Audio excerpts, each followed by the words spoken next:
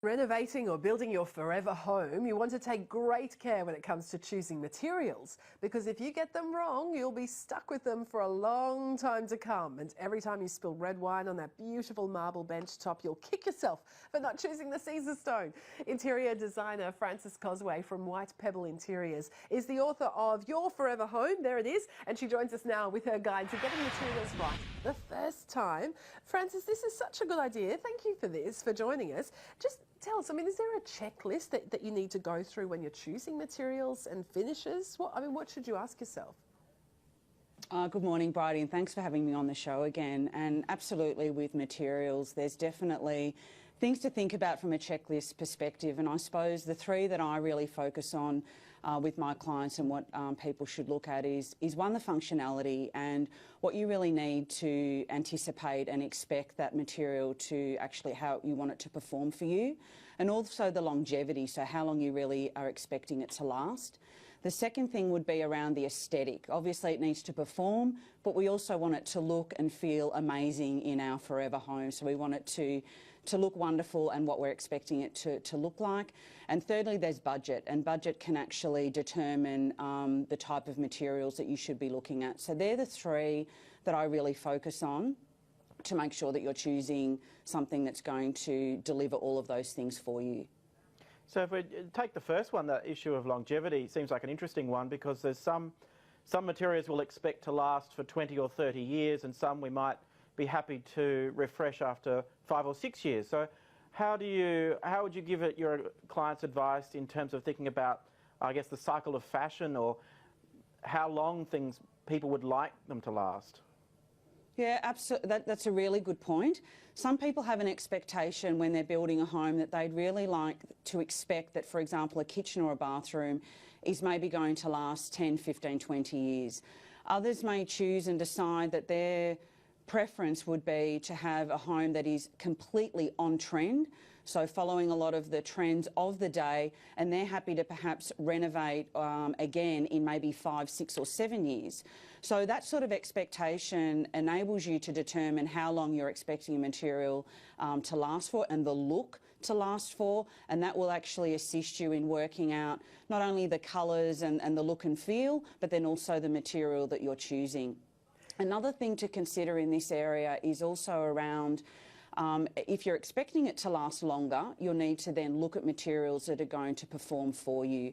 And the other thing to think with that is, do you have pets, or is there an expectation that you're going to have pets in the home?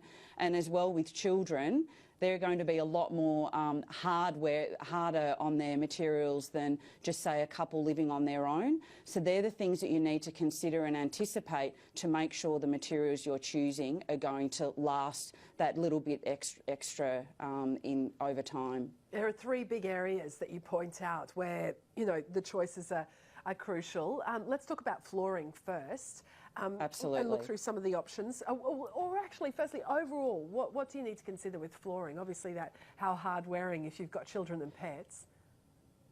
Absolutely, Bridie. And look, flooring is important for many different reasons, and I suppose it's the foundation for the interior of your home. So when you're looking at the floor, not only does it need to perform, because it's something that we're walking on a daily basis, it takes up a large area of our home, so we need to work out exactly how it's going to be looking.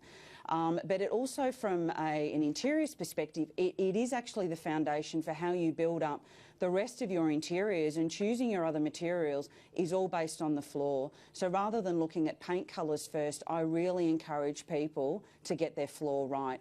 It's also one of the biggest expenses you'll have. From an interiors perspective, you'll probably spend more on your floor than anything else, and it's difficult to retrofit. So to actually have your floor replaced later on is not only such a headache getting everything out to do it, but it may be that a material that you maybe want in the future is not appropriate anymore. So to get it right first is really, really important. So Frances, does that mean you're often finding yourself having difficult conversations with clients, asking them to be realistic about wear and tear, or the extent to which they want to mop every day, or what regime they want to be involved with in terms of keeping their floor looking great? Well, I certainly ask a lot of those questions, and that leads then to what floor will be the most appropriate. So as the example you're using there in terms of how often they want to be maintaining it, something like a solid timber floor is if you want it to be looking scratch-free and in like new, that's something that's going to be needed to be sanded maybe every 2 or 3 years. Where if you're looking at an alternative flooring such as tile, that is really easy to mop. You don't really need to worry about what type of detergent you're using. It's fairly maintenance free. But with every material, whether it's for floor or anything else, but particularly with a floor, there's lots of advantages and disadvantages. And I suppose the key is really making sure that you do your research, either do your research online or other sorts of sources like magazines and so forth, or ask an expert, because you want to make sure that the choice and the decision that you're making about the material that you're using is actually suitable for you, and you know maybe some of the disadvantages, but you go in making an informed choice and you know what you're in for. Just looking at some timber now, solid timber versus engineered timber. Where Yes. do you sit on that? I think we're looking at some engineered timber actually outside at the moment. Okay. So look, solid timber, I'll talk about both if you like, Bridie. So solid timber is exactly that. It's a solid piece of timber. It's generally about 10 to 12 mil thick, and it's generally adhered directly onto the slab or another type of substrate. The advantage with solid timber, it's a completely natural product. It's able to withstand lots of heavy wear, and the beauty with it is it can actually be sanded back and basically brought back to new, as you probably see in older style properties, properties that are over 100 years old that have got a hardwood floor, that just gets sanded back and repolished, and it looks so like good. absolute new. It looks just incredible, doesn't it? So that's the beauty with solid timber. With an engineered timber, which is very, very popular at the moment for many different reasons, it's actually pre-finished. So it means that you don't need to have the timber climatised, because timber naturally expands and extracts. So that needs to sit in a house, a solid timber needs to sit in the house to climatise before it's actually laid. So it's a longer duration to get your solid timber floor actually installed.